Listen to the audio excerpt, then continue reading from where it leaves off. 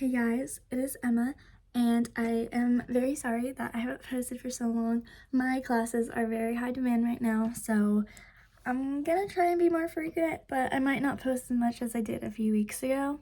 But I'm definitely still making videos. I'm just very caught up, and yeah.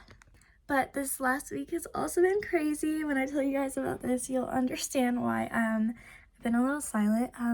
So last week at my place of work, I got robbed, and then my next shift, I got screamed at. Honestly, when it comes to working at my old job, I had really bad experiences with men, and apparently this one is the same thing. And I do work at a place where you don't see a lot of guys, so it's just kind of crazy that all of these things that have happened are all men. That's very sad. So if you're a man and you're listening to this, please don't be like this. But basically last Thursday, I'm pretty sure it was a week ago today, I was working a shift and I run the cashier. So I was doing my thing, and then these two guys came in, didn't even see them honestly, and they both had crowbars. They weren't armed, but they had those, and they went ham. We have a fragrance section, and it's all in glass cases to keep them safe. And they just started whacking them, and I thought something fell at first, and I was like, oh, what the heck, what was that, right? But I was like, whatever, people drop things all the time there. And then I continue checking out my customer, and then I hear it again and again and again, and I'm like, I thought it was a gunshot for a second because it didn't sound like glass breaking, it sounded like bangs, right? And then everybody starts running, and then we had to lock the front doors. I don't know the procedure, so I don't know why they did that, whatever, but they locked the doors, and then we all evacuated to where our break room is, and our stock room. So we literally had 50 customers just all cuddled up in our little area. It's a very small space. There was kids crying and stuff. It was scary. It was really bad. But nobody was hurt, thankfully. But man, these guys, they took their sweet time. They had backpacks, and we were all just waiting in the back. You could still hear them boom, boom. But yeah, I don't know if they got caught, but I hope they did. And I also work in a shopping area, so there's no way. We have cameras everywhere. So if they drove off, we probably have their license plate. But I just think it's insane that you would rob a place like that, because I feel like it's just such a no-brainer. Don't do that, you're gonna get caught.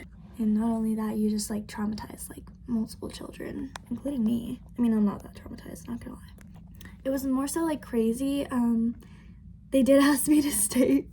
They asked me to stay after, and they sent a bunch of people home. It was me and two other girls that had to stay to stock up, and then they had there was so many police. It was scary. I've never seen anything like it before.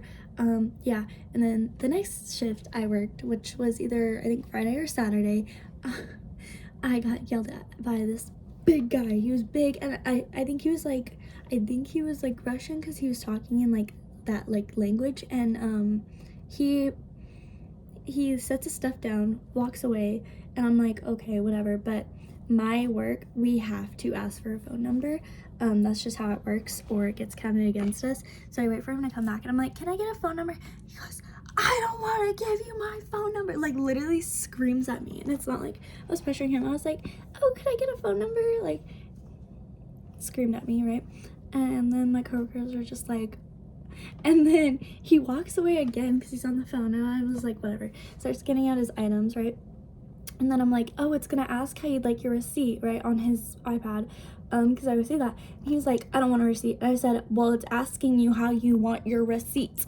And he was like, well, I don't want one. And I literally reached over the counter, which isn't a small counter, and I pressed it, and I went, have a nice day, because oh my gosh, he was so mean. I literally get so mad even talking about this interaction. Most of the experiences I have with my customers are really good, because it's all girls, and we always talk about girl stuff. But yeah, no, that one was a bad one. Anyways, I think for one, this taught me one thing, both of these experiences: people should work in customer service at one point in their life. One, those first guys, they clearly need a job, and two, this guy, he clearly doesn't know how to treat workers that are helping them, right? Anyways, I hope you guys enjoy that little story. I will get on here soon, but I just wanted to tell you guys why I have not been on here.